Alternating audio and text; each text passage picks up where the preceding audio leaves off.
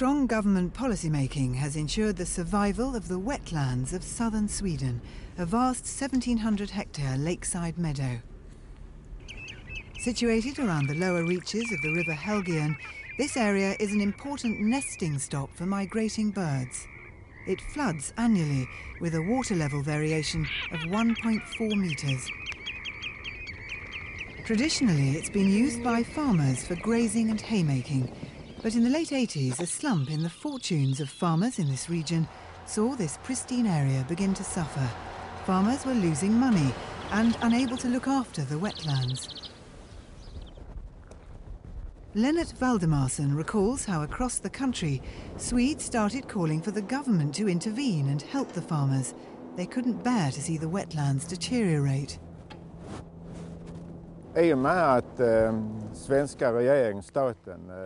Because there wasn't subsidies from the state, it became harder for us to maintain these lands we were using, maintaining the landscape. Traditionally, we have always used these lands, but the situation had changed. The area became overgrown and untidy. But as the Swedish people started demanding improvement, the government intervened and helped us. With the help of the government, we were able to change the situation. Because of that, we, the farmers, started winning back the wetlands.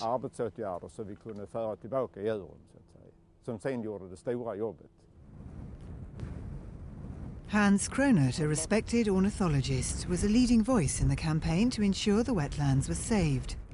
By working in conjunction with the farmers and with the help of local government, they started finding ways where everyone could benefit from maintaining the area. If you don't talk to each other, if you are different groups, you just perhaps fight through the local magazine or something. It's much better to meet and try to find solutions together. And today, this area we are, Håslövs ängar, is very popular for people coming here, especially in April, May. There was conflict to begin with, and there were lots of different perspectives. But I feel my voice got heard, and I understand what the authorities wanted, their perspectives.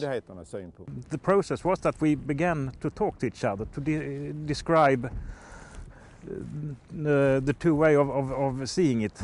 The farmers must have economy from this, and the nature conservation people can say what does birds and flowers need to have to survive in this area. Sven Erik Magnusson, representing the local government of Kristianstad, oversaw the discussions. In the last 15 years, his team have continued to develop policies that ensure the region is properly cared for and that farmers, ecologists, tourists and visitors can all benefit from it. Different people see different things in this landscape, and then you have to recognize what threats do they recognize to this landscape, and what values and possibilities they, and then you have to put those people together. To this end, the local government have developed a series of walkways that pass over the wetlands, allowing visitors to walk out into nature in what is now a national park. The town of Kristianstad, founded in the 17th century, was the front line for the potential clash of interests between farmers and eco-campaigners. But the positive intervention of local government has seen a renewed pride emerge in residents for the wetlands that surround their homes. Now, supporters from all sectors of society are behind a campaign to turn the region into a United Nations biosphere reserve, one of only 400 in the world. I'm convinced that is the right way to go, and that is fun, to be part of this attempt to restore these areas. The first migrating birds will be due here with the coming of the spring. Hans Kronert is already eagerly anticipating their arrival.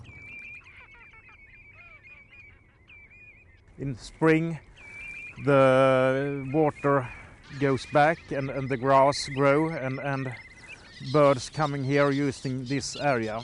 This is the traditional use, used for several hundreds, perhaps thousands of years. It's impossible to say whether the different interests in this part of southern Sweden would ever have found common ground if the authorities hadn't become involved. There's no doubt financial investment encouraged the discovery of solutions. But Stockholm University organisers hope there are further lessons to be learned. This specific case study can provide insight for how to manage an ecosystem, and especially by collaboration process. It shows how ecosystem management can emerge in the local context as a collaboration process.